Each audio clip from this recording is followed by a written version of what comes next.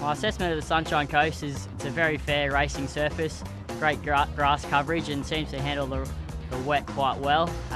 Gives every horse every possible chance.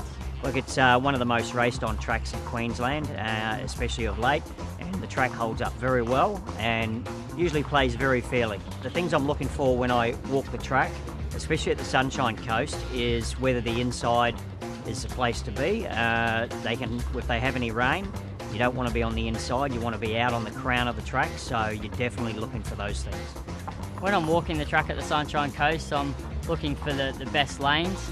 The Sunshine Coast has a crest, which is about 3 or 4 horses off the fence, and this is always the ideal place to be. So you're looking at where the crest is and if it's a good lane to be in. It's probably our most versatile track. We do have a lot of racing on it. The big open spaces, and every horse gets every possible chance to win if they're good enough. You can start anything up to 20 odd runners on the track, and every horse gets its chance. When I walk the track, I tend to look for probably the best lane to go down, the most unused lane. Make it play favourable down the middle of the track. The jockeys call this the crown, and that's probably the best place to be. It's usually about 4 or 5 off the fence, but that's definitely the best place to come at the Sunshine Coast. The long straight, it's a track that gives every horse a fair go. Doesn't matter sort of where you are in the run. There's days there you can lead and win, and days you can come from behind. It's a very fair track, and it's quite enjoyable to ride on for those reasons. I feel there's always an advantage drawing an inside alley at any surface, but at the Sunshine Coast I think it's not always crucial because the starts are quite fair and gives every horse every chance to find a nice spot in the race. I think this is one of the key factors of the Sunshine Coast. It gives all the horses a fair chance. With the big open spaces, you can fairly much win from any barrier. I don't think there are any advantages from certain gates at the Sunshine Coast. I think you can come from anywhere. It's one of those sort of tracks that if you draw a wide gate, you can definitely overcome a bad situation.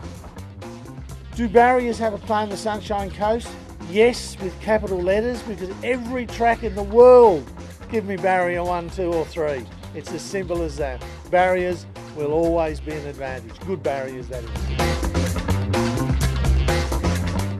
The calibre of horses that go to the Sunshine Coast over the winter, they vary from all shapes and sizes and grades of horses. You can get a nice progressive maidener till you get the likes of Winks, who won the Caloundra Guineas there, the best of the best.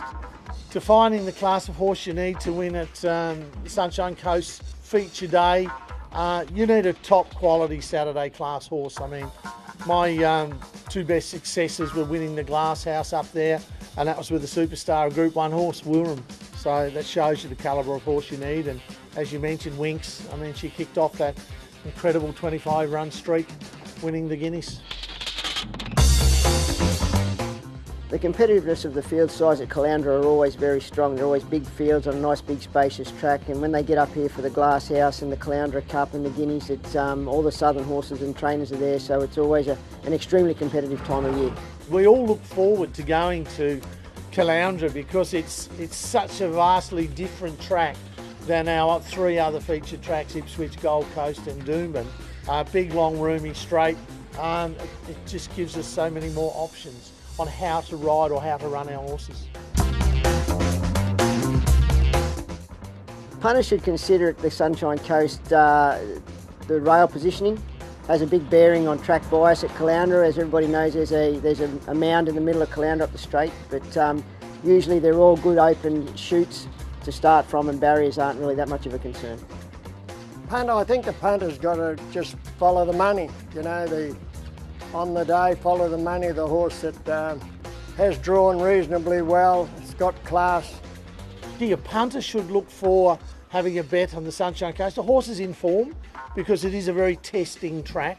Horses that are generally fresh, I find it tough to win with. They need to have that extra little bit of fitness and hardness about them, I think. So certainly horses in form.